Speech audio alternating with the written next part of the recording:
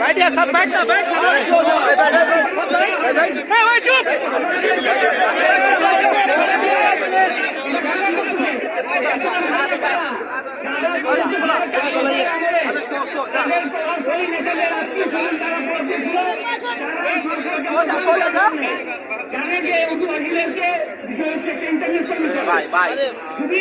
এদের বিষয়কে বন্ধন সরকারে করা যায় তাহলে এই অন্তর্বর্তীকালীন সরকার পৃথিবীতে বদলানো হবে। ষড়যন্ত্র শুধু আমাদের ছোট্ট ষড়যন্ত্র না,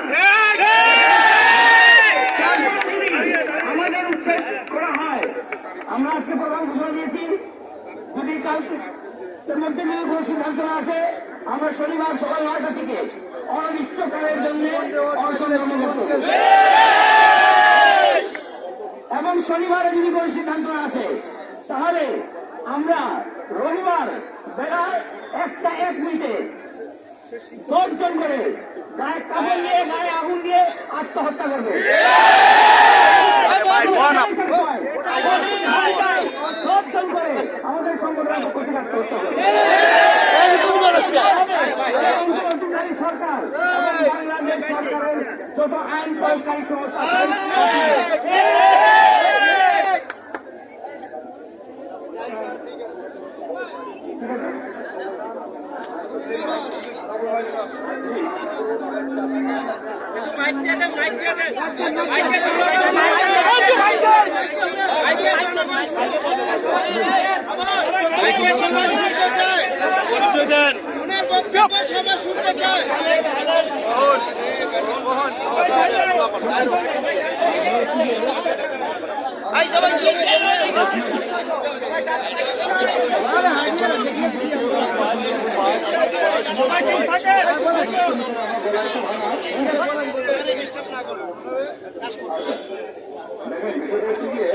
আমরা আপনাদের বিপক্ষে নই বা আমরা আপনাদেরকে বাধা দেওয়ার জন্য আসি নাই।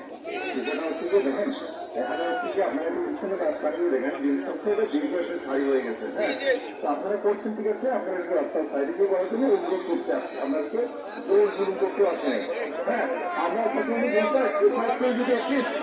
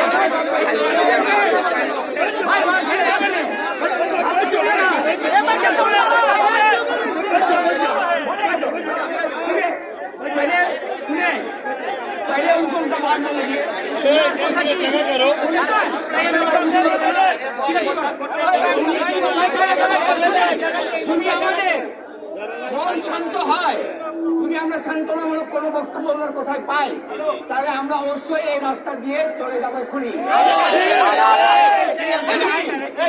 কোনো সান্ত্বনা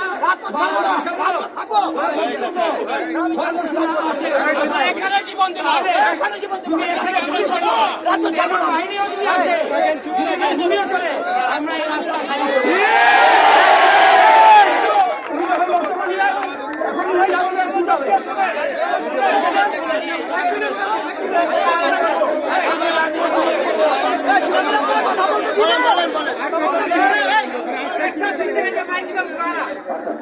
সবাইকে সম্মাননা